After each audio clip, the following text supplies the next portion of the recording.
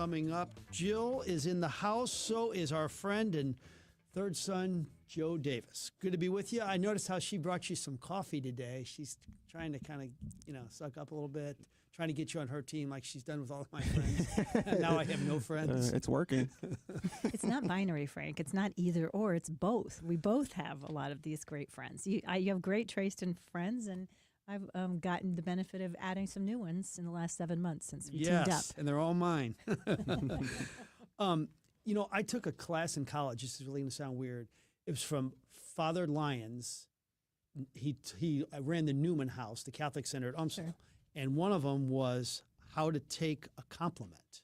And I don't know if this is who do you think's better at taking compliments in general?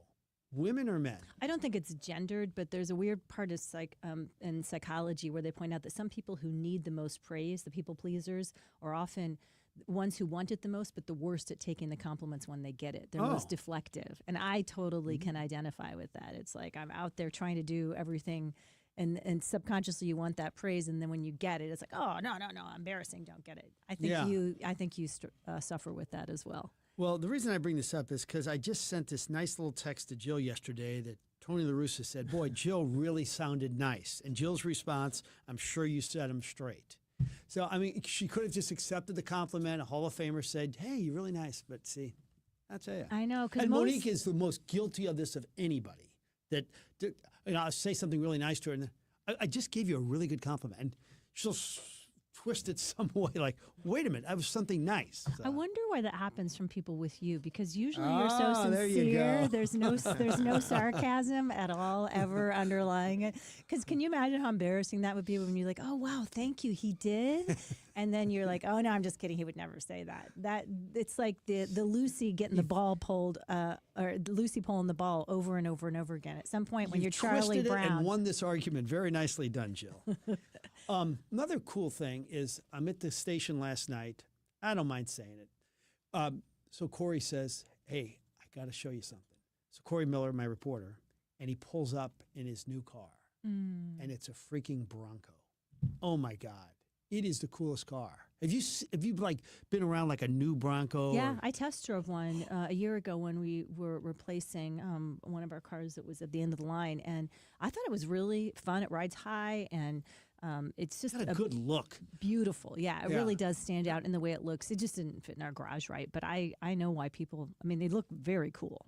I'm going to say that if you had to buy a Bronco today, that you would buy the light blue one. Yeah, you've said that a couple times. I do like that color, but there's several of them I like. They have a really cool, just kind of, they came out with a slightly off the beaten path color palette with those, and I think that's what part other of what color makes would them. you consider? They have a very cool kind of gray that's a really creamy gray, and it looks really shiny. Yeah. I like Joe, that one. what would you go with?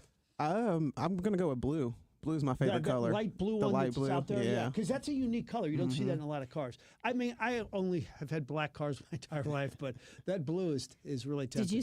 Have you seen the Bronco in that matte black? That's kind of, it's really a different kind of almost metallic, but also Really? matte. Yeah, That sounds neat. It's very cool. Yeah, it's just amazing too what a new car does for your outlook. He could have 10 bad shows in a row, but he knows that every night he gets to go in that car, it doesn't matter. Yeah. I saw something interesting this morning I was going to ask you guys. It really surprised me. Maybe it won't surprise you. But Tom Costello, who does a lot of reporting for NBC News and the Today Show, was talking about the fact that the FAA is getting credit along with a coordinated effort to get in and get those problems solved at Newark that even just a couple of months ago we were talking about being just a cesspool of dysfunctionality when it came to airlines and being on time and all those kinds of things. He said, would you guys think that major winter storms or major summer storms are a bigger problem for the airlines and for pilots? Okay, so because you're asking it, I'll predict it's summer, but the natural reaction would be winter. Yeah, my thought would be winter because all the ice and stuff and build up on the plane. Exactly. Yeah, you knew that the question was a setup in some ways. I thought so too. It's like, oh, it's such a disaster and people get stuck. But they said you can plan for winter storms much better and divert planes and stack them up other places and cancel them ahead of time and just know, we're not getting in and out of Buffalo or wherever when they're getting socked in. The summer storms, you can be out on the tarmac and they can move in quickly Wow. and they can realize that there's wind shear and issues like that. And then boom, you're inside waiting for another 6 hours. And so it doesn't allow near the advanced planning that the winter storms do. And they said they'll take hard winter anytime over a highly active summer storm season. Why did we have a weather impact alert yesterday? Because there were supposed to be some spot storms in But the they didn't come. afternoon that and we had Ken Earhart on yesterday, and he said it was looking, even by noon, it was looking like they weren't going to be as serious as they predicted in the morning. But don't you think we're just a little cautious because of what happened on May 16th? I mean, that wasn't. That's your word, cautious? That's my word. Okay. I know. You think it's become to the point where it's an overreaction and people won't take it seriously. Yes, like the boy who cried wolf. Yeah, I think that's like. Let me tell you, like I get a half hour off after the 6, and I go hit balls, and it's like drizzling at Norwood, but I really didn't care. I didn't have an umbrella. I was just walking. It was just like kind of a light drizzle. I don't think we got anything more serious than that anywhere yesterday. I don't know. Yeah, I hear what you're saying. I think it's a great question for the Royal Banks of Missouri text line 84126. What do you guys think? Is it getting to the point where there's too much hype and so that we are not going to pay as close of attention as we need to, which obviously we do because we had one of the most severe tornadoes to hit in the history of the Midwest back on May 16th? Or is it good for all of us to get this kind of warning constantly just to be on the alert on a day like yesterday? Well, we know how news stations feel, and we know how news stations get ratings. It's all about weather. Yes. All right, we will take a short timeout. When we come back, we'll have the opening dialogue. Dr. Rick, 10:35, Joe Holloman, 11 o'clock, and Billy Bush at 11:35.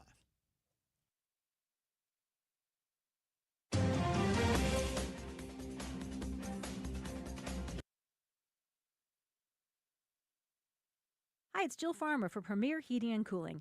Summer temps sure put our air conditioners to the test. A few years ago, before I knew about Premier Heating and Cooling, our air conditioner was on its last legs. We decided to push the envelope and try to limp through another St. Louis summer before replacing it. We went away on vacation and came back to discover our air conditioning unit had gone on the fritz while we were gone, and we ended up with all kinds of trouble, including warped wood floors. That delay in replacing our worn-out unit was an expensive mistake.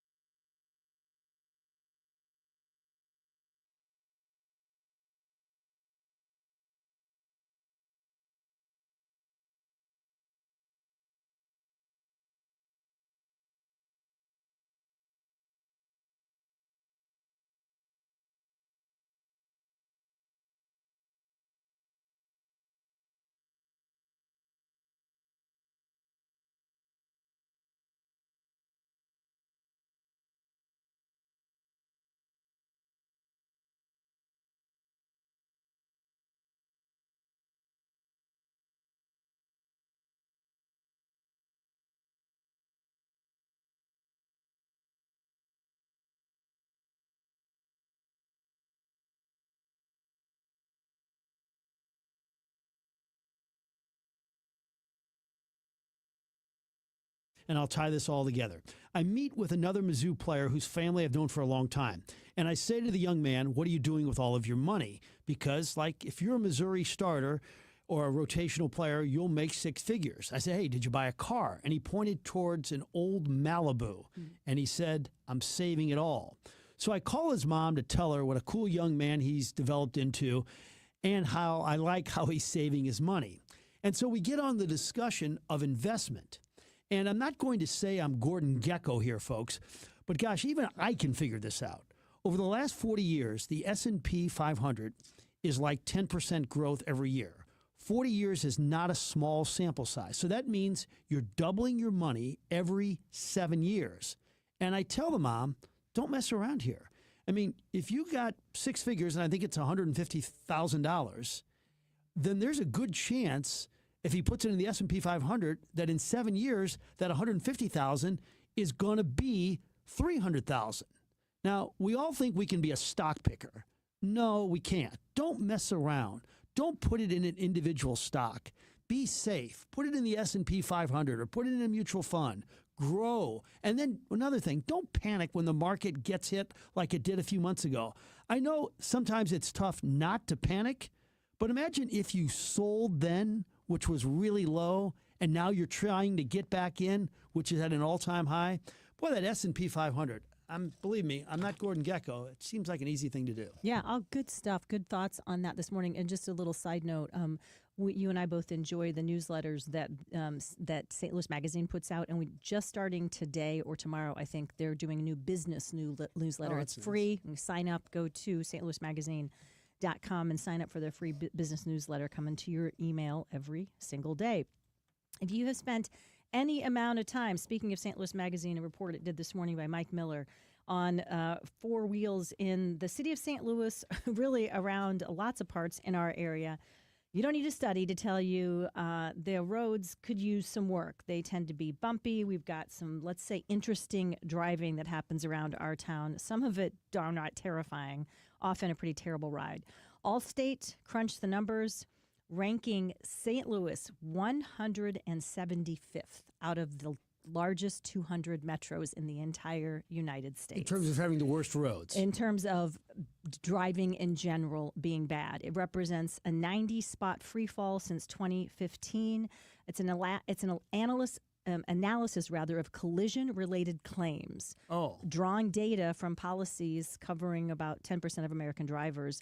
And big problems here, of course, we're just considerably ahead of most of the rest of the country in terms of the numbers of accidents, the number of uninsured drivers involved in accidents, so that only one driver ends up footing the bill for accidents that we have. We definitely need some improvement in Is that that area. St. Louis City or St. Louis, the whole metropolitan area? This Everybody. Okay, everybody. Yeah. Huh. And I mean, your insurance rates will go up if you move to the city. I can speak from experience on that because you have a higher chance Yeah. of property crime for cars and things like that. But the county to accidents as well. Think about all the things that happen on our interstates, on a lot of our on a lot of the roads, the big thoroughfares we have, Manchester, Lindbergh, that cut through the county as well. We got to do some work. Yeah, and that's not pothole related, which is still a hot topic in St. Louis. Well, I think, there's that combines with some of the reasons people are, hitting potholes or trying to avoid potholes. It doesn't help things. I have a hot take. I think making kids do driver's ed would help a lot. We don't do that anymore? No. What? No. And not for a long time. And we give. So a kid can just go get their license and not have any real legitimate practice. Well, you can take a driver's test, and Yeah, and we give our the permits out at 15 and a half. So you have 6 months of maybe, if parents have time or take the time to do it, supervised driving. I mean, we paid out of pocket to make our kids do it because it helps with your insurance rates a little bit. I just felt like it was something you had to do. But when I was in school, we did a whole semester at school. I'm not saying we have to, necessarily bring it back, but we got to do something different. Joe, did you have to take a driving class? No, never took a driving class. Yeah, had a permit for, like you said, 6 months, and then I maybe drove 2 or 3 times, and then the first time I really drove was on my way to the DMV to take my driver's test. Oh my gosh. I had to take a whole summer. Yeah. At Ladue High School. Yeah. Yeah, my kids, we did that with our kids too. But yeah, it is not a thing anymore. We let I'm not going to lie, we did let our kids drive before they had their permit That's at because 15 you and a half. started driving, you were like 11 in Iowa, Yeah, correct? we did actually. And so when we were out in the country, nowhere around other people or in parking lots, we started letting them get the idea because I think practice is the key here. Yes. Yeah. I was so bad early on. Do you know how like the driving guy has like a special brake? He's on the passenger side. He had to use that one time. Wow. Oh, God, my And bad. the other thing I don't think they do in driver's ed today is they would show us this movie, and it was an old-fashioned like movie player Oh, yeah. that was of the worst car accidents you've ever seen, including like severed heads. I mean, it was Oh. grotesque because they were trying to scare us to death to wear our seatbelts because that was back in the day before seatbelts were required by law, and so they were, the highway patrol wanted to imprint us, and it gave us some nightmares. Whether it made everybody wear their seatbelts or not, I can't say. All right. Thought two. Monique is back. So I went from strip steaks with baked potatoes and butter to last night dipping carrots in guacamole, and my dessert was a plum. So here's the question. Was it a good plum? Yeah, fine plum. Here's the question. What do you consume that you don't care and you're going to do it no matter how unhealthy it could be? I recently rediscovered the most unhealthy drink I think of all time, and I loved it. Joe, you may have had this in the past. I know Jill has had it. Hawaiian Punch. And it may actually be outlawed because of the red dye and all the red dye scaring going on right now. I mean, I haven't had one, I think, since I was 10 years old. I've had two while Monique was gone in 4 days. It is so tasty. So then I asked around some people, producers, Monique. So Monique put in Pop-Tarts, something that's so bad for you, but she likes. I don't think we have them. I haven't seen a Pop-Tart in the house in a while, but French fries, not healthy. Bluebell ice cream, donuts, Crown Candy malt, which is so good, and then double cheeseburgers. What would be like, look, I don't really care what they say about it. I'm going for it. It's just so good. Ballpark nachos with Ooh, the that's really good. just Yeah. hot chemicals and some long time pickled, who knows how long they've been in that jar, jalapenos, and movie popcorn, which is the butter-like Yeah. product, which is definitely not actual butter, just all over the popcorn. Remember when that study came out about 15 years ago that revealed how unhealthy popcorn in a movie was? That crushed me. It was terrible. How about you, Joe? You're just not going to give it up even though you know it's terrible. Probably a hot dog or frozen pizza. I can always throw a frozen pizza in the oven and eat it in 30 minutes, and I'll sit there and eat half a pizza in one sitting. But that hot dog's actually But the a hot good dog, call. yeah. Yeah. Yeah, some of that stuff you grow out of as you get older. Like I remember trying Chef Boyardee once in my mid-20s that I loved when I was a kid. Remember the cans of Oh like my SpaghettiOs? gosh. You probably never ate that because you had good Italian food. But I thought, I'm at the store and I bought one and I brought it home and I was like, oh, this is inedible. So some stuff you grow out of, but boy, not me. Nachos and movie popcorn. May I never grow out yeah. of that. Excuse me. And we want your text on that 84126 Royal Banks of Missouri text line. Somebody just texted in Mountain Dew. I got to tell you, my good friend Bob Ramsey of the Heidi Glaus show, we did radio for a long time. He would come in with a Mountain Dew, a diet Mountain Dew every day. And he would claim it was kind of healthy. Well, it's got citrus in it. That was his rationale. I'll never forget that. Does it though? Citrus? Question mark. I'm not sure. Okay, this one caught my eye this morning in the Washington Post. In Japan, you can now hire somebody to quit your job for you. New companies are popping up all over the place. They're called resignation companies. Their agents quit jobs on behalf of clients who want to avoid the uncomfortable conversations. They will come in and negotiate exit strategies, give constructive feedback on why a formerly valued employee is exiting the position, and just let the employees avoid that uncomfortable position of taking leave of the job. I thought it sounded ridiculous, and I was like, oh, here's another thing where we've got these coddled kids that can't even, buck up and quit a job when they're leaving it. It does go into an explanation further in the article about the fact that, in Japanese culture, it's confrontation like that is just absolutely not the same as it is in parts of Western culture. And so part of it, it's something that probably won't take off. I wouldn't imagine it taking off here in the United States, but it sure caught my attention initially. What are your And thoughts? if it did, what would the result be? Well, I think I mean, if somebody can make money at anything, good for if somebody forms Yeah. this business and they can actually make a go at it. I'm kind of a free market person for entrepreneurs, but I think it speaks to a larger issue of people being poor communicators at directly communicating and being able to create safe space where we can be honest even in uncomfortable situations and move through it instead of having everything be a blow up and just into drama. We just get communication garners way too much drama in the modern era, in my That's humble opinion. Perfect summation of that. That's good. I like it. Thought 3. Every once in a while, if you have a few minutes of downtime, you start reflecting on what's gone on in your life and you realize, boy, that really was a blessing. Last night at about 9:30, as I'm kind of typing some notes together for the radio show, I started thinking about an 80-year-old man living in Arizona. Yesterday's interview subject, Tony La Russa. Man, to have a front row seat for that, I should be on my knees thanking Jesus right now. And so should St. Louis that we got to experience Tony La Russa.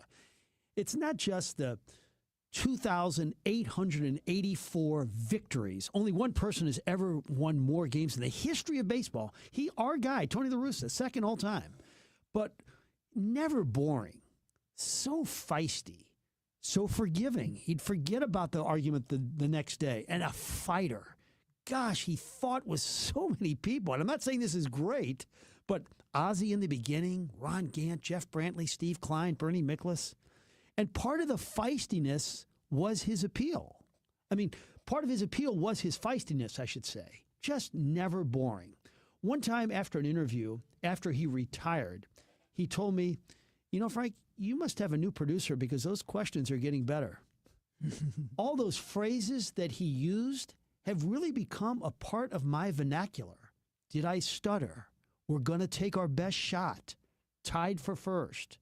I mean, we were really blessed to have this man in St. Louis, and I thought about this last night. Gosh, what a ride it was with him. Thank you for bringing that up again because it was a great interview. He was really interesting. If you missed it yesterday, I really do recommend you go back to ktrs.com and listen to it in the podcast section because he was just so interesting in the way they've set up the fundraiser that they're doing on July 16th, where they're going to play some of the greatest moments in Cardinals history and their championships and then have the people who were part of it walk through what it was like to live through it. A, that's a great idea. Yeah. And B, it brought me to understand, you know, in your position as a sports broadcaster, he pointed out many times you were acting on behalf of the fans. You were asking the questions that fans had. He was, of course, thinking about the organization, the team, what they were, which means that sometimes your positions are adversarial. Yes. And so it sounds like, you know, it reminded me that your job, but you need to get along with the team owners and the players and the coaches and the managers as well. That's not always an easy line to walk, is it? You're right, but you got to have access. People say, "Oh, sometimes you're not tough enough on these guys." Well, you can't be a complete blank hole and then expect the guy to talk to you so you can get more information the next day. You got to be civil and you got to be polite. No one can be a sinkhole and get into their job there. Okay, I have a little enjoyment roundup for you. A couple of TV and food recs. We talked Friday briefly about the Mariska Hargitay documentary that's been getting a lot of hype. She's done a lot of interviews. My Mom Jane. I had a chance to catch it, and it's very well done. One of my favorite things about it, Frank and Joe, is that she had so much footage of her mom, Jane Mansfield. So if you like a period piece and you like looking at old film of people who are gone now, all the different clothes, all the different ways they performed, the transformation of how the movie executives would make these young women into somebody that looked a lot like somebody else who was getting tickets at the box office. I thought it was very heartwarming and well done. So I give it a thumbs up. Okay. And then been a minute since we were there. Basso on Friday night, John and I split the burger, the truffle fries, and their roasted cauliflower on our way to go see The Graduate play in Clayton. You did not have the pizza with the sweet glaze? I do like that, but we just decided we bellied up to the bar because it was packed, by the way, on Friday night. Their happy hour is second to none. Really? We got there after happy hour, but the bar and the whole restaurant area was packed. And so we got the last 2 seats at the bar. Service was great. They were friendly, and it was out of this world. And by the way, there is one here now, correct? Yeah, Basso at the Plaza here at Westport, not open on Mondays, but drawing big crowds of people in there, and everybody says it's just as good. A little more light, little different vibe in there, but same good food. Sounds great. All right, we'll take a short time out. Dr. Rick, when we come back, but a little bit of business first. Yeah, our friend Ryan Raphael has been pretty busy, even though it's not that time of the year that people are thinking about signing up for Medicare immediately. But he's become such a well-known expert on the field of Medicare, and so many of you in our listening audience pass on the information to your friends or family members or neighbors who are getting ready to turn 65 or getting ready to retire, because now you know that it's not one of those decisions it's smart to make on your own. We need a trusted thinking partner on our team to help us walk through the confusing, overwhelming process of getting Medicare. And Ryan Raphael, the Medicare man, is the person to do that. Not only because he has so much experience in the field, he's second to none in understanding the rules and regulations, but also because he cares so much. He truly loves helping people get through the maze and have it be a wonderful experience in the end of something that in the beginning they were dreading. Ryan Raphael is your Medicare man. You can call him directly, 314-368-6808 or MedicareManSTL.com. Family-owned Prestige Pools and Spas has been St. Louis's most award-winning pool company for over 40 years. Their in-ground pool, swim spa, and hot tub experts can make your dreams a reality. And veterans receive 10% off any in-store retail purchase. Prestige Pools and Spas wishes you a happy and safe Independence Day. Happy and safe 4th of July from Brown & Brown Personal Injury Attorneys. If you've been hurt on the road or at work, please call them today. You can reach them right now at 314-333-3333 or chat with them online at brownlawoffice.com.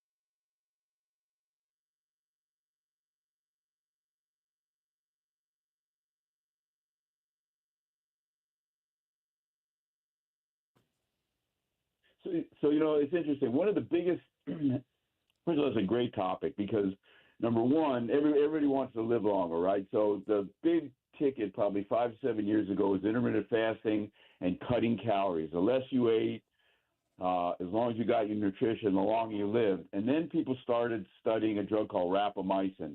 And rapamycin really is kind of a cancer drug. You take it at a low dose, you cycle it, and you basically, it's called sirolimus is what you actually take, and it mimics the life expectancy of intermittent fasting, low-caloric diets. And this has been shown over and over and over again in lab animals and a little bit in humans, not as much in humans because the research is new. But for people out there that are trying to live a long time and they try to be healthy, do all the right things, rapamycin is an easy thing to take. It's a lot easier than cutting calories. And haven't some of the people in kind of the fitness world and longevity world been taking this for a little while? Well, Brian Johnson, sort of this famous guy, spends $2 million a year on living longer. He has all these different parametrics, et cetera, and he's been taking it for 4 or 5 years. There are some side effects. Some people worry that they're going to get diarrhea, et cetera, like any antibiotic. But there have been a significant number of people that are these gurus, Jill, that have been taking it. And again, they've been taking it on the early research in mice, which actually was initially done in Japan. So, yes, it's been out there. And now it's just kind of hitting the mainstream. But, again, it's pretty safe. And if you don't get the side effects, and the side effects are not terrible, any antibiotic can give you diarrhea, it's a very reasonable thing to take. So tell us about the silent disease sneaking up on men. Well, we've always talked about osteoporosis in women, falling, hip fractures, wrist fractures, fair women, thin women, light-skinned women, and osteoporosis is a big problem. And everybody talked about it, but no one ever mentioned men. Well, the incidence in men is very high. 90 million Americans have functional osteoporosis. You get it as you get older. Basically, it's loss of bone content. And so what ends up happening is your bones get frailer and frailer, and then you fall. You get your hip broken, and the incidence of dying in the first year is very, very high after a hip fracture. So it's really a big deal. So for people out there, men out there, you need to be tested. And what do you do for it? Okay, I've got osteoporosis, or how can I prevent it? I'm 45. I don't want to get it when I'm 65. And there's some pretty simple things to do. One, measure your testosterone level. Your testosterone level needs to stay high. Number two, you should be on resistance exercises. Everyone should be on some resistance exercises, and that's just lifting weights. Number three, weight-bearing exercises. No magic there. Walking, riding a bike, anything where you're really pounding the pavement a little bit. And then I think the last one that no one ever talks about are these DEXA scans. It's a very simple scan. It tells you what your risk factor is. It gives you a number. And then you need to know, do you need to go on medication? Do you need to bump up your exercises? But for everybody who's out there who's 45 or 50 years old, I recommend you do two things. Get your testosterone level tested and get a DEXA scan. Very, very simple. All good points. My poor dad is dealing with vertebral fractures from falls now, all related to, I think, family proclivity toward exactly what you talked about, osteoporosis. So everybody else can get to that a little bit earlier. It's a good call. Anytime you're out walking, whether I've been in Forest Park or in the neighborhood, lots of men and women are wearing weighted vests right now. It has become a huge trend in getting out and getting a walk as a health enhancer. Are they worth the hype? I think they are. You don't want to put on a huge heavy weighted vest. Probably 10 pounds is kind of the sweet spot, and I think they actually motivate you more than they really help your cardiovascular fitness. But again, I think that the weighted vest concept does two things. First of all, it's kind of cool. You got your weighted vest on, you're walking, it shows you're into it.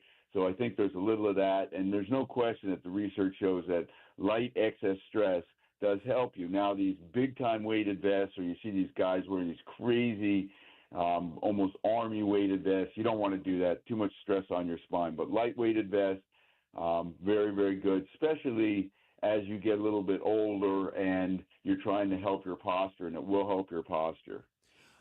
Big news last night in the NHL is that Alex Pietrangelo, the captain of our Stanley Cup winning team, is basically not going to play hockey this year. And he said that his confidence level is very low that he'll ever get back. It looks like it's a hip issue. And I guess for 35-year-old defensemen who've been in the league for 17 years, that's pretty tough. I mean, for him to come back, correct? The hip is pretty serious stuff. Well, first of all, yeah, there's a couple things with Alex. I know probably too much about this to really get into it deep, but both hips, pretty much end-stage arthritis. So this isn't I'm going to get better in a couple of weeks kind of deal. And it looks like, I mean, he says he's taking a year off. He may come back.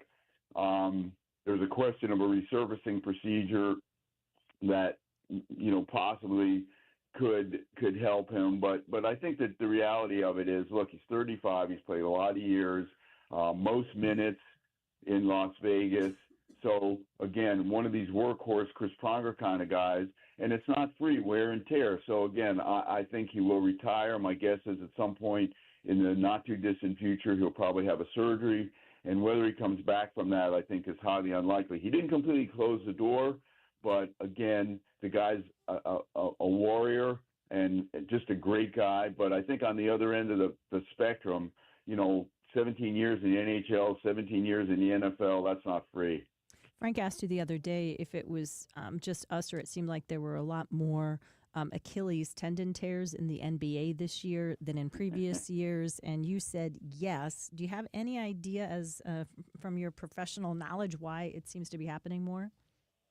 Well, so the average number of Achilles injuries over the last 25 years is 0.95 a year, one a year. Mm-hmm. And we had 6 last year. And, they were high-profile guys, so everybody's, oh, my gosh, Jason Tatum, this is such a big deal. And so I think that you have a couple things going on. Number one, and I'm going to blame a lot on the shoe wear. The shoes have gotten lighter and lighter, much less support, and no rotational support. So, of course, if you want to jump in the air, the lighter your shoes, the higher you can jump. So that's one thing. The second thing is these guys all play summer league ball. They don't really rest. And I don't really, this is my opinion, and I'll stand by it. I don't think they're well managed. Somebody who has a calf strain needs an MRI of their Achilles, and it's all attached. So I think what happens is they get a calf strain. Team wants these guys to play. Of course they want them to play. They're not really looking ahead at the Achilles. Kevin Durant, over and over and over again, guys say, hey, my calf's a little bit sore. No one gets an MRI. And those guys probably need an MRI of their Achilles and then probably a PRP, rest them, and let the Achilles heal, because that calf pain is just radiating pain from your heel. And I think that that's a problem. And then the last thing is these guys are bigger and bigger and bigger, and your Achilles is the same size it was, 2,000 years ago. So higher load. Yeah, all makes sense. I wanted to ask you about this article from the Scientific American, the drug, a pill called VX548. Doesn't really roll off the tongue, but it's got a lot of hope as a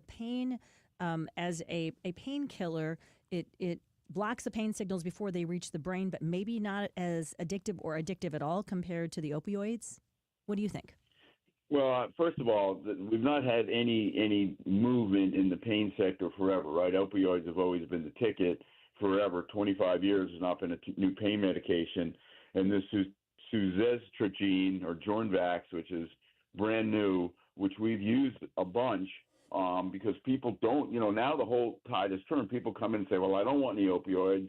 I'll just try anti-inflammatories. I'll take some ibuprofen, etc. So people don't want opioids. And, low-level opioids are not bad. High-level opioids are bad. So people taking 15, 20 a day is terrible. So I think a new pain medication is more overdue, and I think this has huge prospects. I think you're probably going to have to take it if you have severe pain with some low-dose opioid, but it's going to bring the dose way down. And for mild to moderate pain, I think it's going to work. But I also think the other thing, and this is really important, is that this is a whole new industry in terms of the type of pain medication. So we're not going back to making the same opioid. This is almost like a whole new sector, and I think you're going to see a lot of research in this sector making better and better pain medications, blocking the pain response, not after the brain gets it, but before the brain gets it. All right, Dr. Rick, our question of the day is what food do you eat that you know is terrible for you, but you're just going to take one for the team and eat it no matter what? My big deal is chocolate chip, chocolate ice cream. And I eat a lot of it at night. I shouldn't. I know it. But I just love it. So not just the chocolate chip, but the chocolate ice cream with the chocolate chips in it. And, it's better if I don't buy it, but if I buy it, I eat it all. Well, you're kind of a hedonist, actually. No doubt. I mean, and I'll eat it like at 8:30, right? I mean, not even like at 6:30. Yeah. Our defenses are all down then, aren't they? Yes. Your host. We'll talk next week. Thank you, sir. Take care. Real quick, I have to enjoy ice cream and real bacon. I was not a hot dog eater growing up as an adult. However, now I have a hot dog all the time. Let's see what else. Frank, we always got Hawaiian Punch when we were sick. It was a treasure. Crab rangoon, fruity pebbles, and cookie dough. That's a good trifecta. Oh, crab rangoon, yes. Oh my Right gosh. there. Somebody else pointing out we weren't required to take driver's ed in Missouri before getting our license, but everybody just did. And somebody else pointing out from the 618 in Illinois, it is still in school. My son did a semester plus in car time, and they gave him a test. All done. Very good. Does help. Great points, everybody. Thanks, as always. Hey, somebody else who does a great job is our friends at Premier Heating and Cooling. We've talked about it a couple of times this year, that idea that there's at least a couple of you listening out there that are trying to avoid that giant expense, because it's no joke, of replacing your air conditioning unit, and it can feel overwhelming. The problem is if you let it limp along too long, and for instance, you're out of town, like happened to me once, and you came back and had all kinds of damage to the house when we got back, or it's, we're in dangerous temperatures, and then you have hotel bills and other things because you have to be out of your house during the time it takes to replace the unit. It's one of those things that if you can, it's good to be a little preemptive about it. And that's where Premier Heating Cooling comes in. They can help you find the unit that works best for the square footage in your house, one that over time may help pay for itself, because you're going to improve the efficiency. If your unit's 20 plus year old, we're talking a whole new ballgame when it comes to air conditioning units that are a lot more efficient than they used to be. And financing is available. If it's something that just feels like it's going to be a huge financial hit, they may be able to help with that as well. Reach out to our friends at Premier Heating and Cooling today, 636-916-1122, premierheatingcooling.net.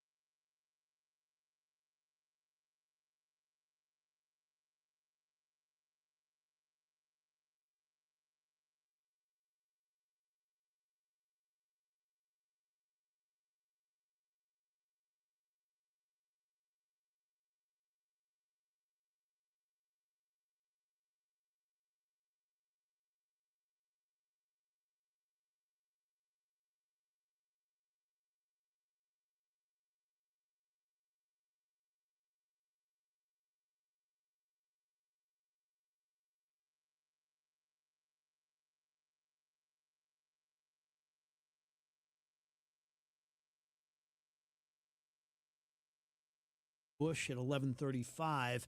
St. Louis Blues have made a major trade, and I think a lot of people are stunned because they just traded away Zach Bolduc, who's 22 years old, coming off a magnificent 19-goal season with a rocket shot. In fact, Kelly Chase told Brett Hall, he reminds me of you. He said that earlier this year, in fact, on this radio program. But they traded him to the Montreal Canadiens for a defenseman, 6'5", 218-pound Logan Malloy, who was a first-round pick and who's done really kind of nothing in the NHL yet. He's been back and forth in the NHL, made the All-Star game, but hasn't made an impact in the NHL yet. And people are thinking, how could you do this? Well, this is a really terrific player, but he also has quite a past. When he was 17 years old, and I'll read his quote, "During an intimate moment with a young woman, I took a picture of her without her consent. I sent it to my teammates to impress them. It was totally irresponsible and a stupid act that I committed without thinking twice. For that lack of judgment on my part, I was fined by Swedish law. I know I caused a lot of harm to this person and their family, and I regret doing this stupid, egotistical act. I deeply regret it." He later went on to tell NHL teams, this was before the draft, don't draft me. I'm not worthy of being drafted. I need a year of maturation. But the Canadians did draft him at the end of the first round, and we'll see what happens. So big trade. Zach Bolduc goes to Montreal. Logan Malloy comes to the St. Louis Blues. We'll take a short time out. Joe Holloman when we come back. Progressive Insurance. Progressive can protect your home, auto, boat, motorcycle, ATV, RV, and more. In short, a lot of things. Bundle today at progressive.com. I want to learn how to cook, but I keep ordering takeout. Accomplishing goals is hard, but when your goal is to learn a new language, Babbel makes it easy. In just 15 minutes a day, Babbel will help you start having conversations in as little as 3 weeks. Words and phrases you'll actually use. So when someone asks, "How's your French going?" you can say, Babbel facilite grandement l'apprentissage d'une nouvelle langue. Now save up to 50% on your Babbel subscription at Babbel.com. That's Babbel.com. My perfect day has sand, salt water, and friends. But my moderate to severe plaque psoriasis can take me out of the moment. Now I'm all in with clearer skin thanks to Skyrizi. Risankizumab Riza, a prescription-only 150 milligram injection for adults who are candidates for systemic or phototherapy. With Skyrizi, most people saw 90% clearer skin, and many were even 100% plaque-free at 4 months. Skyrizi is just 4 doses a year after 2 starter doses. Don't use if allergic to Skyrizi. Serious allergic reactions, increased infections, or lower ability to fight them may occur. Before treatment, get checked for infections and tuberculosis. Tell your doctor about any flu-like symptoms or vaccines. Thanks to Skyrizi, there's nothing on my skin, and that means everything. Ask your doctor about Skyrizi, the #1 dermatologist-prescribed biologic in psoriasis. From ABC News, I'm Michelle Franzen. In the heart of the Florida Everglades, President Trump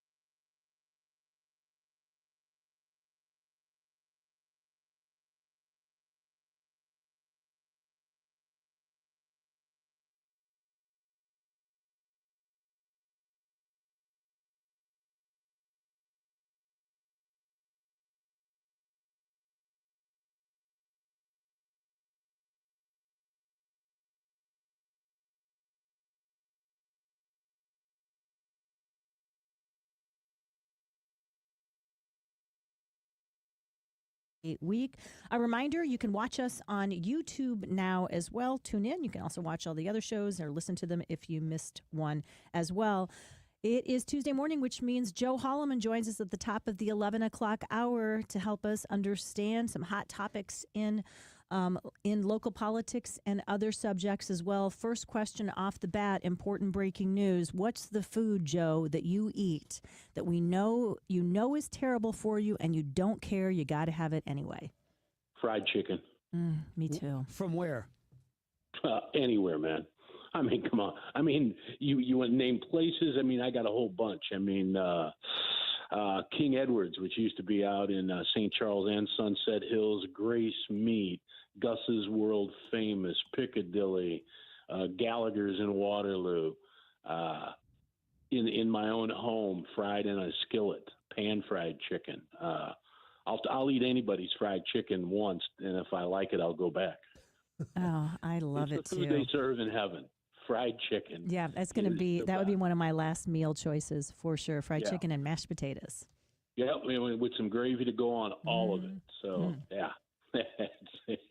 Yeah, that one was easy. I remember one time going to a doctor and they were asking about foods and they said, what about fried chicken? And I said, oh, yeah. I said, I eat that. They said, how often? I said, a couple, 3 times a week. They said, you're supposed to eat it a couple, 3 times a year. I said, well, that's not going to happen. I mean, I'll do the carry-outs. I mean, if I go to a place and it has fried chicken on the menu, I will try it. It's like veal saltimbocca at an Italian restaurant. Very good, Joe. I will try it. And that becomes kind of the indicator on whether or not I'll return. If I like that dish at your place, I'll be back. So. Boy, that Hodak's used to be just out of sight. I don't know if they've lost their fastball, if they're still great, but boy, that was good stuff. Well, and Hodak's used to be the one. You remember when fried chicken was just a food? It was the devil of all foods back about 20 years ago, 25 years ago. You just can't eat fried chicken at all. And a lot of places dropped it, other than the carry-out drive-through places. Yeah. Hodak's was one of the few places you could go and get a fried chicken dinner. Like, when I was a kid, every restaurant had fried chicken on the menu. And the Hodak's kind of stayed with it. It was their calling card. And, especially being located close to downtown, ate my share of Hodak's chicken. So thanks for reminding me of that one. Should have threw that in there. So. Can you guys send me some when we get done, by the way? I'll meet you out for fried chicken anytime you want. It's my favorite as well. A small box or something would be great. So what's the reaction and what's your opinion on the police board? A lot of businessmen, a lot of guys who've been successful, who've lived in the city. What about your reaction on that? I think, at first blush, I sort of, it's one of those, I don't have a problem with Governor Keough's appointments, and I don't have a problem with people questioning them.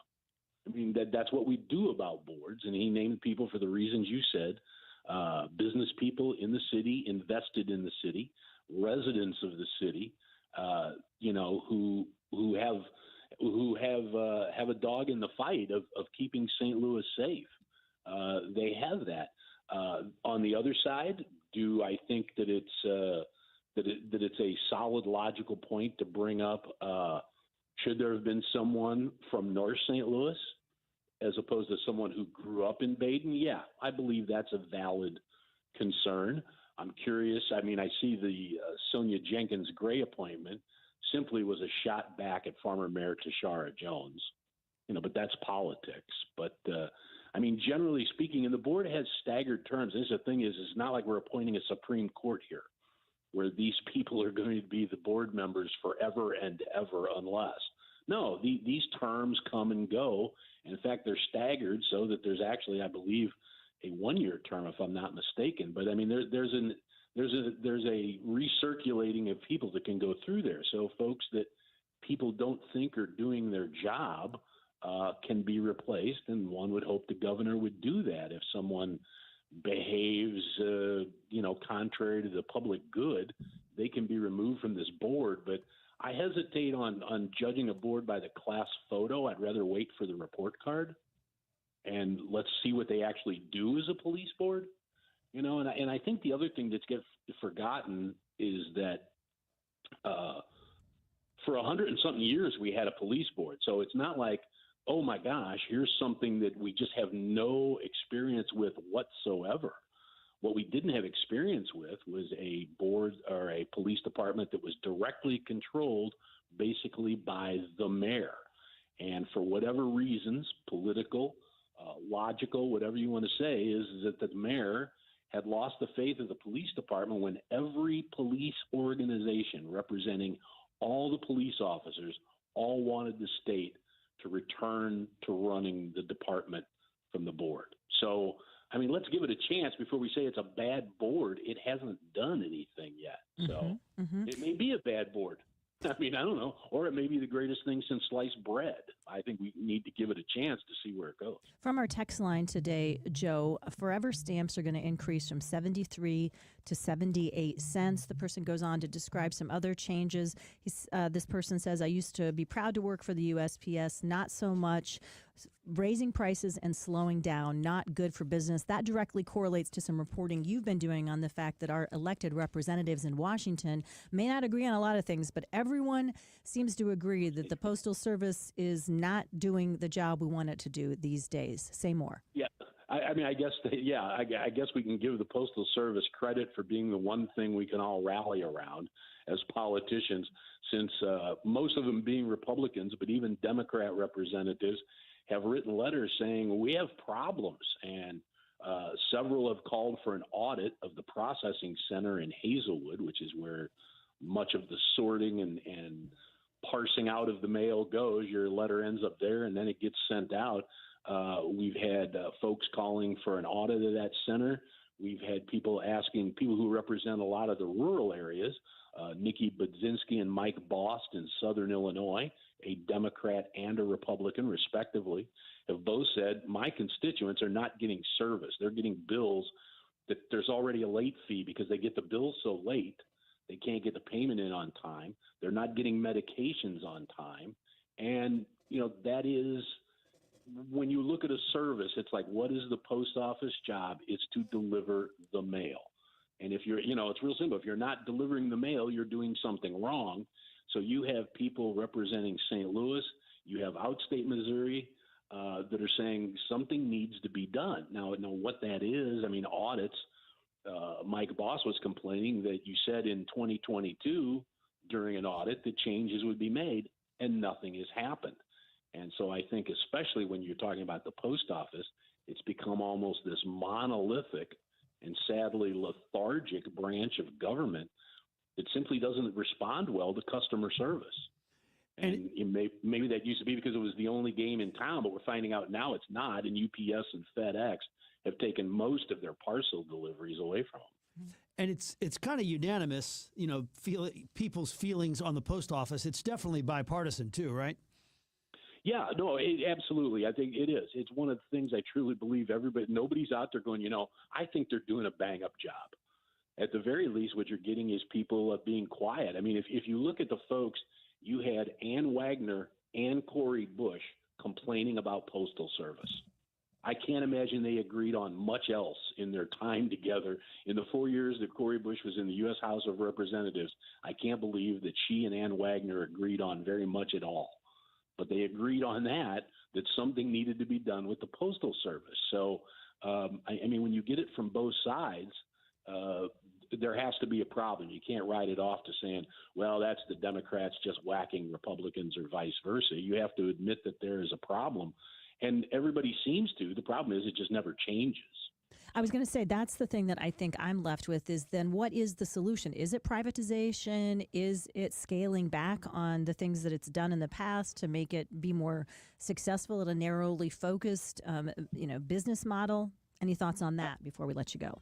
Well, and I mean, I'm no fiscal expert, so to get very much into the weeds for it, but I think the fact of delivering the mail, I mean, you're never going to get those parcel deliveries back. And especially when you have companies also like Amazon doing their own deliveries, those things are just not going to come back to you. You proved you can't compete with them. So do you go the full way and go privatization? That might be the answer. That very well could be the answer. But an audit's probably by the government is not going to look at a way to eliminate a government department completely. So I'm not holding out any hope that if privatization is the key, is the best solution, that some governmental entity is going to come up with cutting off a big branch of government. So I don't have faith in that. But I know it, and I just get these anecdotal things. Today I had an email from a person who sent a priority mail, so you can track it, and said that was mailing it from O'Fallon, Illinois to Springfield, Illinois, and the letter sat 3 days at the Hazelwood Processing Center.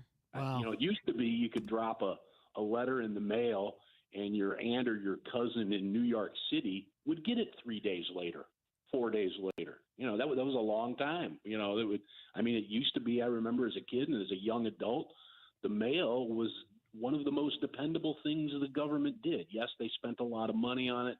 Yes, they were off budget. Yes, they didn't have any competition, but they could get a darn letter from St. Louis to New York City in 3-4 days. Now we can't get one apparently from O'Fallon, Illinois to Springfield, Illinois in less than a week. Something went wrong. So good stuff, Joe. We appreciate your time. We'll talk next week. Thank you, sir. Thank you, guys. Have a great day. All right, Joe Holloman, Post-Dispatch. Very good to know. The way to his heart is a really good piece of fried chicken. The way to our heart is maybe take us out to lunch at 3 Bay Barbecue and Bakery. And that's because the desserts, second to none. The banana cake, more than one friend who has tried this out, because we've talked about it here on the Frank and Jill Show, has said, what is in that stuff? It is the best I've ever had in my entire life. Carrot cake, same thing. The desserts, if you listen to the 3 Bay Barbecue and Bakery part of the name, you'll know you're in for some very, very good stuff. And that's because the owners, the grosses, love food.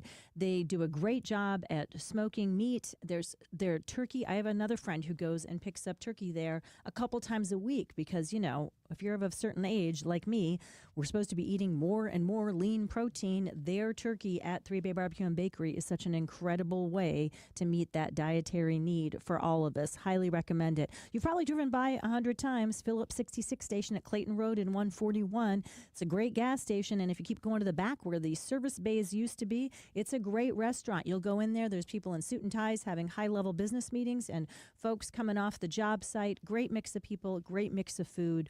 Always worth a stop. Always good for catering your holiday parties as well. 636-227-1208 if you want to get some food lined up for your weekend festivities, or visit them at 3baybbqandbakery.com to check out the menu. Everybody loves good barbecue, and everybody wants to know where the next great barbecue place is. And if you're looking for an overnight sensation, it's only taken them 10 years. 3 Bay Barbecue and Bakery, Woods Mill and Clayton Road. There is a gas station, West County Phillips 66 gas station. In that gas station, in the back for 10 years, some of the best barbecue in town. Bring a friend and spread the word. 3 Bay Barbecue and Bakery. Don't forget about the bakery. 3baybbqandbakery.com. Are you old school or are you new school? Doesn't really matter, because if you need a hardware store, where do you go? Schnarr's Hardware, and their 2 locations, East Lockwood and Webster Groves, and of course their world headquarters on Clayton Road. You see, Schnarr's Hardware is one of those places where you walk in and you say, this thing broke off my toilet. Do you have one of these? Yeah, follow me. And they take you in the back and you pass 19 different aisles of things that you wish you could stop and look at. And do you need a 3-inch or a 4-inch? I think I need a 3-inch. Great. I'll buy 2 and I'll bring the other one back. That's why Schnarr's Hardware has been so successful. It's the customer service and the attention to detail. Whether you need fertilizer or whether you need something for the kitchen, maybe you need something for the big green egg. 2 locations, 1 great hardware store, Schnarr's Hardware. And yes, the popcorn is always free, as well as the smell, because it smells like a hardware store. East Lockwood and Webster Groves, and on Clayton Road in Ladue, Schnarr's, or schnarrs.com. We'll see you there. Mom, what do you always say? There's nothing sadder than jewelry that sits in a drawer. That's why we are proud to offer jewelry repair on site at Newstetter's Fine Jewelry. We know that your jewelry is important to you, and we take that part of our job very seriously. Visit us at Doherty Ferry in Big Bend, or learn more at wowdiamonds.com. Carney, fuck. Carney Show for a Tuesday. Sure, Seinfeld was a funny program, but he didn't write it all. Somebody responsible for a good portion of it joins us Tuesday on the show, Larry Charles.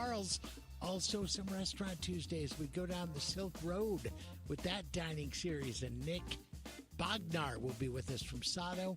George, Frank, Dan, Max, and more. See you at noon. John Carney, Julie Buck, weekdays at noon on KTRS, the talk of St. Louis. Are you retired? Are you thinking about retiring? Who is helping you with retirement? Might be time to check out the show When Retirement Happens, hosted by Kevin Lloyd of Legacy Wealth Advisors. Saturday at 1, Sunday at noon on the Big 550 KTRS.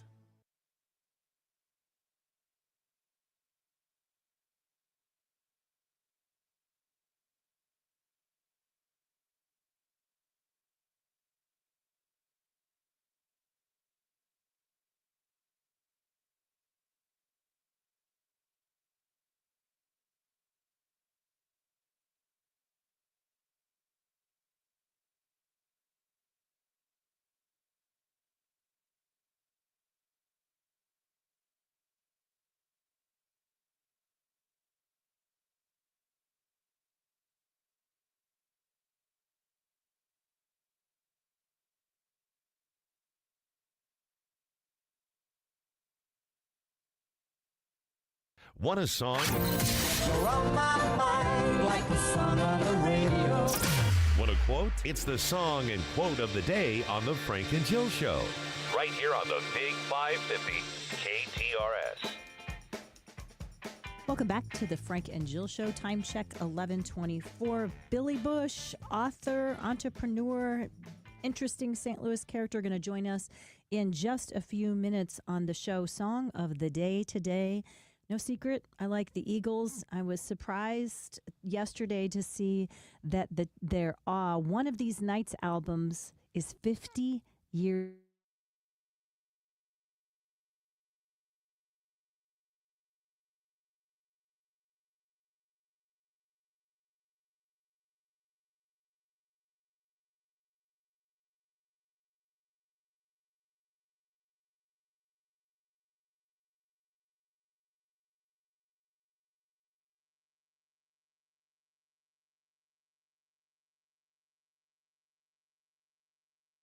Still absolutely love that song. I mean, I can get tired of anybody's music, but the Eagles are one that there's enough music in the repertoire that still I really like listening to. That's sometimes a vibe that we have playing while we're eating dinner. I like the fact that you had Glenn Frey a part of that group. And I'd tell you that I think one of the greatest songs ever is The Heat Is On. Glenn Frey was just unbelievable. So He you passed liked away. that? You liked that kind of '80s Glenn out on his own Yes. solo version more than you liked the actual the group together, or did you like both? I liked Glenn Frey alone better. But I mean, look, the Eagles were great. But Glenn Frey, wow, he passed away, right? Yeah, and I got to hear. We went to see him in Chicago. I think it was in 2021. And they did the Hotel California tour. The first 40 minutes was just playing the whole album, and Vince Gill stepped in to play the Glenn Frey songs and vocals, and it was really good. They sounded really, really good. So I give them credit for that. They're not one of those bands that when you go see them, you're kind of cringing, going, "Okay, guys, time to step off," for sure. How did he get along with Don Henley? I think that like any of the bands in the 70s, there was just stuff. There were creative differences, and they got mad at each other, and the downward spiral of drugs and alcohol created its share of issues as well. But they sure made some great music, I think. He was only 67, I guess. How did he die? I don't know. But yeah, gone too soon, Yeah. for sure, no matter how you look at it. Are you one of those people, Joe and Frank, that can't wait to see all the fireworks, or loves it when people are blasting off bottle rockets and fireworks in their own backyards? Or are you kind of like, get me through this, and I'm happy to not No, have I'd love it? to see him. Yeah. Yeah, I like to see them too. Yeah. There's a time limit, but there's definitely a cutoff time. But besides that, I do enjoy it. Yeah, I like them too, especially the big displays that our communities put on, or if you've ever been driving into St. Louis back from a trip or something on July 4th and you see all these different displays, other places. I think it's fun. I do get a little tired of the backyard fireworks, folks, sometimes 3 or 4 weeks after July 4th. I'm Oh, like, yeah, it's yeah. time to call it Come quits, on. you guys. Jim Gaffigan apparently is not a big fireworks fan. On CBS Sunday Morning, he had some very funny things to say about it, including that everybody's got that friend who brags about finding the good stuff that's purchased by a temporary stand on the highway that won't be there next week.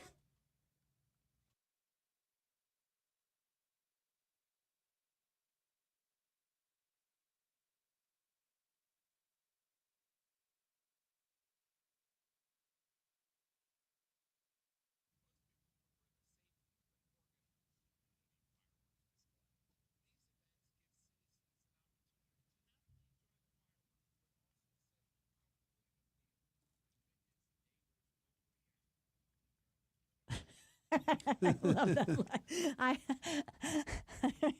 I have lived with some chigger bites after sitting in the grass taking the kids out to sea at the Arch a few years ago. That I did regret spending so much time on the ground after that night. Yeah, and I don't want to advocate breaking rules, but like at every country club in St. Louis, there's some incredible display, and it's so dark when you get there, they never know who you are. So it's a great chance to see a beautiful display.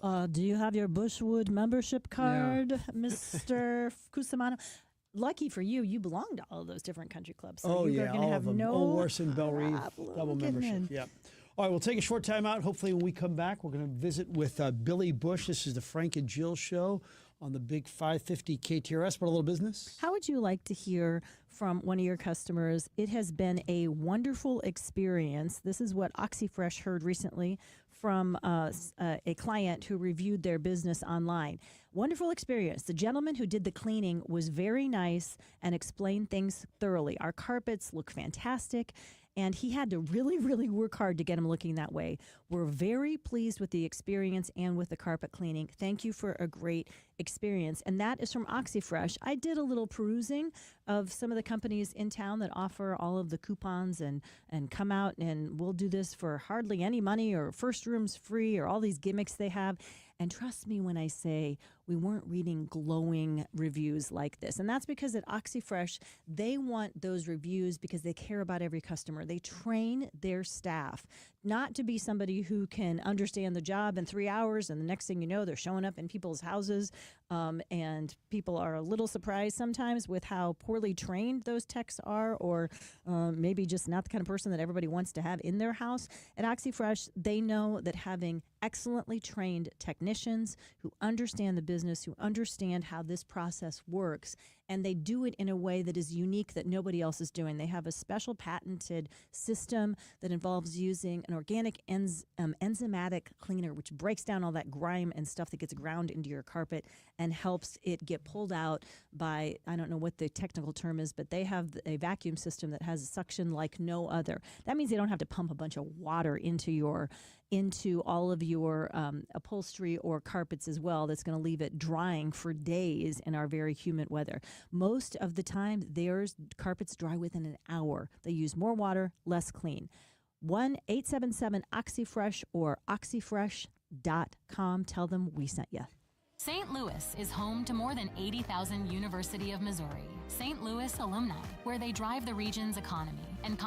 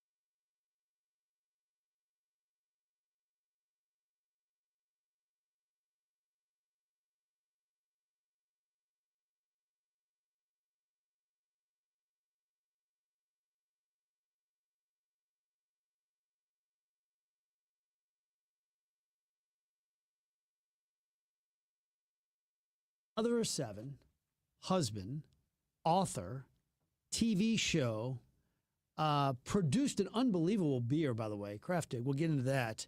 And now he's got a new venture. Billy, welcome to the program. How are you? Frank, thanks for having me on. I'm doing great. Thank you. So tell us about the Busch Summer Event Series. Yeah, so we have the Rodeo Series backed by popular demand. We had it last year.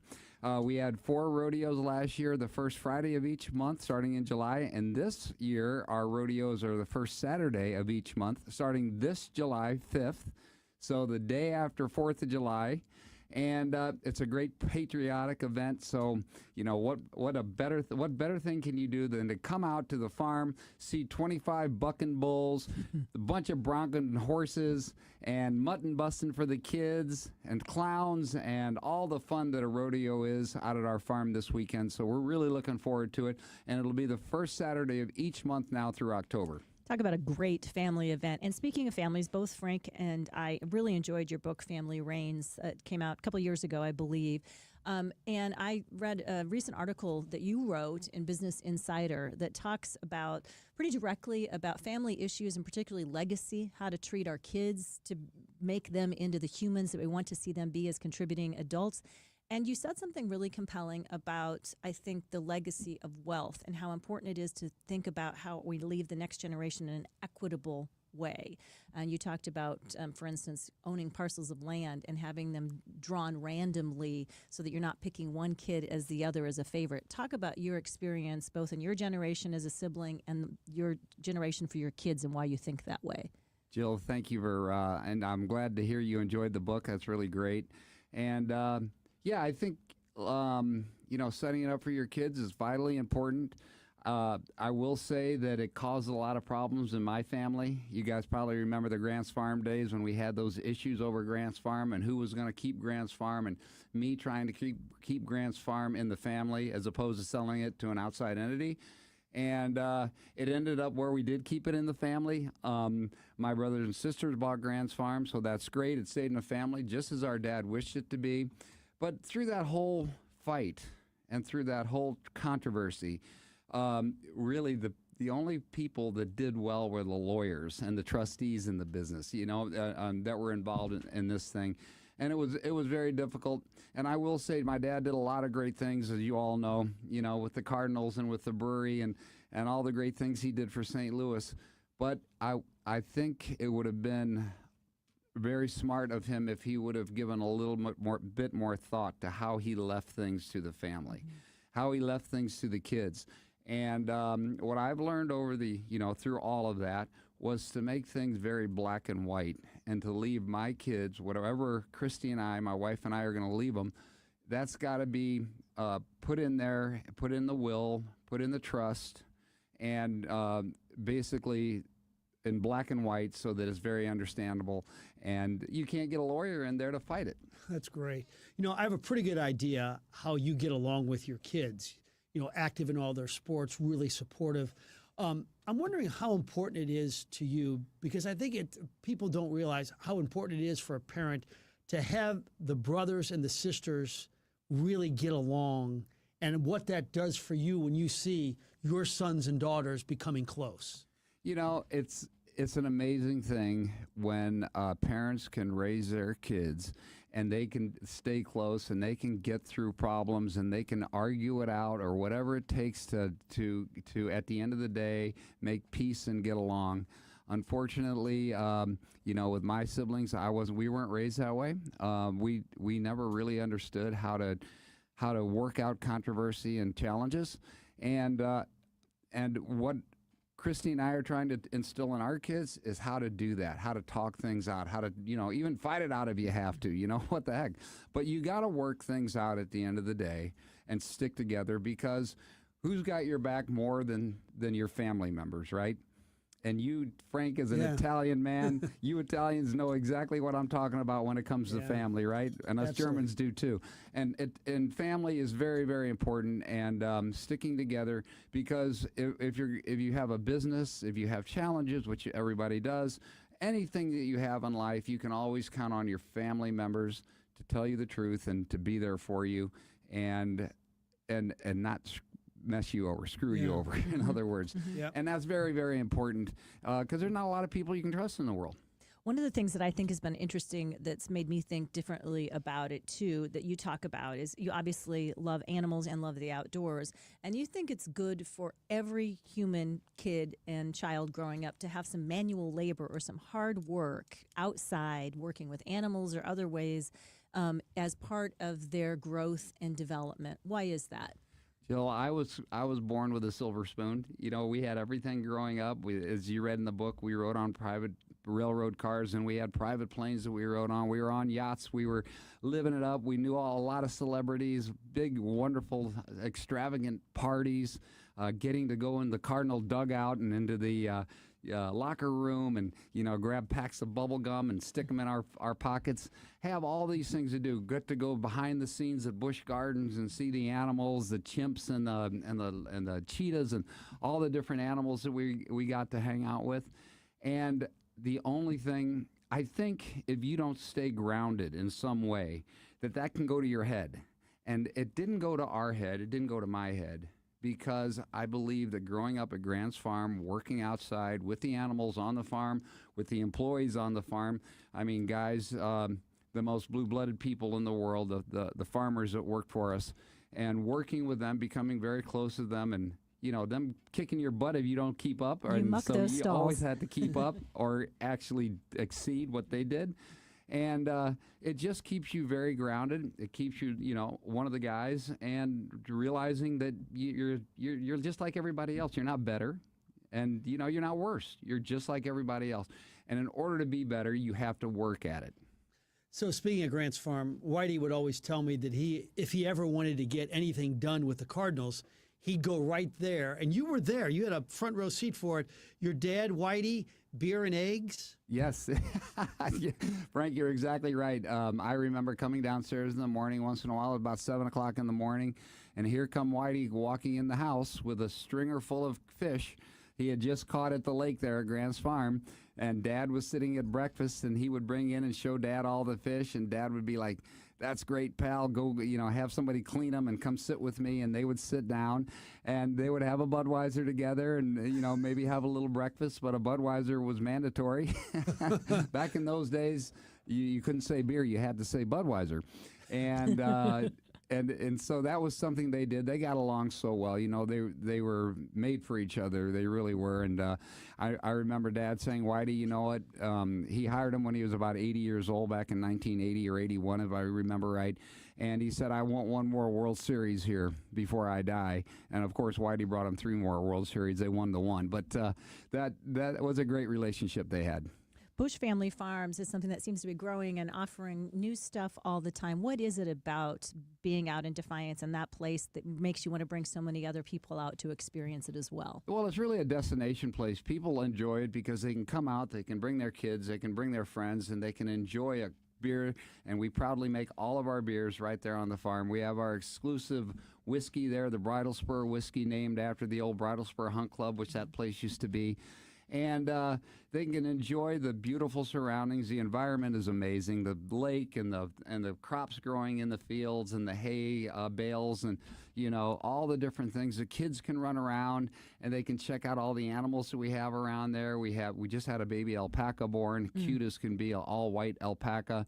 We have Clydesdales out there and the Belgians. We have miniature horses and sheep and miniature cattle and longhorn steer. And we've got a full bar. We've got really, really good food. And we've got entertainment quite often too. So the adults can sit around, relax, and enjoy themselves. Let their kids run around in a very secured environment, and just really kick back and enjoy the entertainment, the music, the food, the drinks, and everything it has to offer out there. Tell me more about the rodeo. So the rodeo is amazing. This outfit comes out of Illinois. They bring 25 bulls to the farm. They'll bring 25 bulls. That's what they have in the past. They bring a bunch of Bronco horses too, Bronco horses, and they have some really good cowboys that come along with them. And it's just like a regular rodeo. I mean, they've got the clowns, they've got the announcer. The announcer and the clowns are bantering back and forth and telling jokes and having a great time. They involve the crowd very much so. The kids are able to come out and do mutton busting, which is riding sheep. Yeah. And they get a prize if they win that. They bring adults out and they dance and they have a good time. They always have one great show too. I think this Saturday they have the cowboy. He reminds me of Wild Bill Hickok. He comes riding in on his white horse and it rears up and he's cracking his whip. Then he turns his two great big Texas Longhorns out into the arena and pulls his truck. His truck's pulled in with the trailer. And he gets the Longhorns to climb to the back up all the way to the top of the trailer, and then he rides up there with them, and he rears up, and it's something like you would see in Wyoming or Montana if you were out there, and you get that feel out there too that you're really out west. That you're 30 minutes from St. Louis, but you feel like you're out in the middle of nowhere. I love it. I think our listeners and all St. Louisans will get a big kick out of the name of your flagship German Pilsner. Yes, the Adolphus German Pilsner, named after my great-grandfather who founded Anheuser-Busch with his wife, Lily Anheuser. And so we had to do something to honor him, and we made a German Pilsner, and I think he would really enjoy it. We also have the Gussie Bavarian, named after my father, in honor of him. He was the one who ran Anheuser-Busch from 1946 to 1975. Probably during its greatest growth at that time. They went from 3 million barrels to about 40 million barrels in sales. He opened up 9 breweries, and of course he bought the St. Louis Cardinals, and he opened up the theme parks around the breweries. So, my dad was a vital part of it, and it kept going, and it ran in our family for 5 generations, and then it was bought back in 2008. Boy, you had a heck of a beer going there for a while, Kräftig. I mean, in terms of just sheer taste, that was off the charts. Well, thank you, Frank. Yeah, I was really proud of that. We worked very hard to come up with the perfect recipe for that beer. We used a great brewmaster known as Pope of Brewmasters in Germany, who worked with us to come up with this recipe. It took about a year and a half to 2 years to make it just perfect. And when we did, we were very proud of it, and that's why it won so many beer competitions throughout the world. A lot of music coming up on your lineup out there as well. If people want more information on all the different events and whether it's a rodeo or the other things lined up, what's the best way for them to get that information? The best way to find us is to go to bushfamilyfarm.com. And that's where you'll find our website. And on there, you'll see all the events, everything that's coming up. Not only do we have the 4 rodeos coming up the first Saturday of each month through October, but the second Saturday through each the second Saturday of each month, also through October, starting this month on the 12th. We have what we call the Bush and Boots series, which is a music series where we're going to have 4 entertainers at each one of these music series. And they're going to start playing around 4 or 5 in the afternoon and play all through the evening. And so it's going to be a lot of fun. It's country music. They're coming out of Nashville to play for us. That sounds awesome. All right, before I let you go, so you mentioned some of the parties. And I'm wondering, like, at these parties where you'd see celebrities, like, who were some that you saw that you said to yourself, gosh, I can't believe I'm meeting? I mean, did you ever see like Farrah Fawcett or John Forsythe or Joe DiMaggio? Who are some of the famous people you would have seen as a young man? Well, in the baseball world, of course, I remember Lou Brock and Curt Flood and Ted Simmons. Bob Gibson, of course, Bob Forsch, and then some of the, Ozzie Smith, of course, and Mike Shannon and Jack Buck and Harry Carey was a great guy. And how about entertainment? He was a lot world? of fun. Entertainment world. I got to meet Yul Brynner when he was here doing The King and I at the Opera Theater. Yeah. What's it called? The Muni Opera. Excuse me. He was here. Andy Williams, Frank Sinatra, Ed McMahon.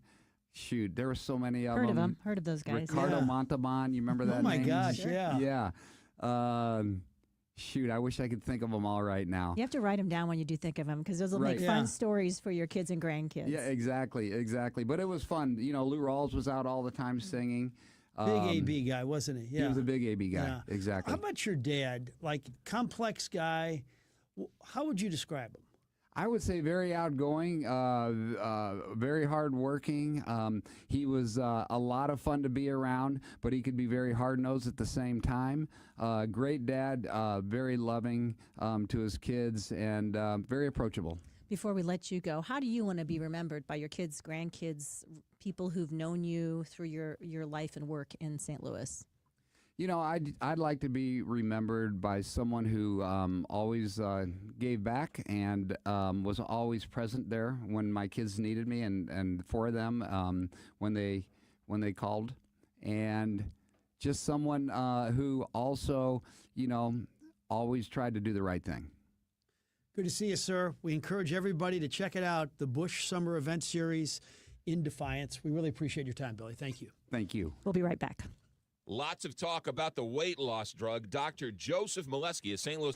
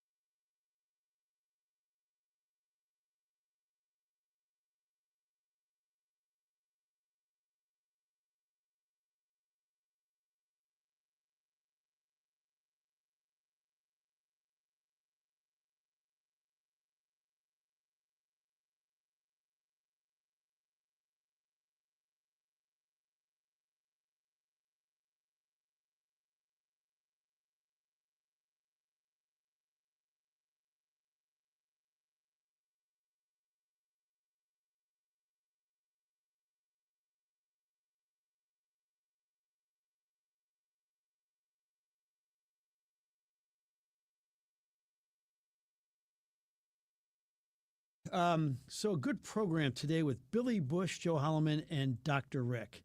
What a likable guy Mr. Bush is. I just appreciate his candor, right? Because I mean, a lot of people would say, "Oh, it's we don't share any of the things about our family. We're going to keep it private and close to the vest," which is fine, whatever. That's everybody's choice. But when people are open and honest about things that are less than perfect in families that look like Camelot to the rest of the world, it makes it a lot relatable for the rest of us, and it reminds us that no matter how privileged your life was when you grow up, life can be really hard in a variety of different ways. Yeah. And we still want to seek to do better for the next generation, hopefully, no matter how much money we had or didn't have. And I think that's a good goal for all of us, and he seems to be embodying that. What are your thoughts? Even though he loved and respected his father, he candid about, Dad blew it in terms of, divvying up the family fortune. Right, because it's a both and. A lot of us loved our parents a lot, love our parents a lot, and they do an incredible job at so many things. And there's often parts of our lives that we say, well, I might want to change things up a little bit for the next generation. Hopefully our kids will do that about us as well and improve the things that weren't as good and make life better for our grandkids and the generation beyond as well. I wonder how many families, let's just say you did have a lot of money and you had 3 kids and 2 of them were doing well and 1 of them had struggled, if they would, make the will that would give the person who's struggling more. Yeah. You're saying no? Oh, I have friends who work in family law, and it gets very tricky. I mean, there's a lot of stuff that gets really, really messy in that world. It's not a job I would want to have. Thank goodness there's good trust and estates folks out there, because they have to, it's really combat pay sometimes trying to get families to work together. You'd like to think the other 2, the kids that are doing well, would be understandable and say, you know what, this brother or this sister needs a little bit more. They'd understand, but maybe they don't. Yeah, it's tough. It's very, very tough stuff. Something that we want to remind you about, Salvation Army is, of course, does an excellent job at providing a special holiday season for some of the neediest kids in our St. Louis region, and we are partnering up with them. Christmas in July. After all, it is July 1st. You can drop off a new unwrapped toy right here at our studios over at Westport. We've got boxes out front. We'd love for you to drop by and bring an unwrapped toy. And then a couple of really fun movie nights, because we're partnering with our friends at Westport here as well. You can come watch Finding Nemo on July 11th, The Sandlot on July 18th. Bring that new unwrapped toy. We'll be collecting them those nights as well. It's a great way to enjoy a fun evening, family night with your kids or grandkids, and teach them about the importance of giving back and supporting our neighbors in need as well. KTRS, along with our friends at the Rawlings Experience, Ryan Raphael, the Cardinals, a lot of us are teaming up here to support Christmas in July for the Salvation Army. What a fun show today, Frank. Yes, and tomorrow we're going to be joined by Sarah Fenske's got some hot topics you're going to want to hear tomorrow, and Tariq Khan is in to talk about Airplane, the movie classic. Joe, you'll have to watch it to join in the conversation tomorrow. All right, we'll take a break. We'll be back in 22. Carney and Buck next. The storms are back, the wind, the hail, the damage to the roof. And when the roof gets damaged, who do you call? You call John Bill Roofing. But the storms are back. You know who else follows the storms? The storm chasers. These are the teams of people who come and leave a note on your door, mailbox, maybe your windshield wiper, and they tell you to call. And you think you're getting a deal. You give them half the money, and you never see them again. With John Bill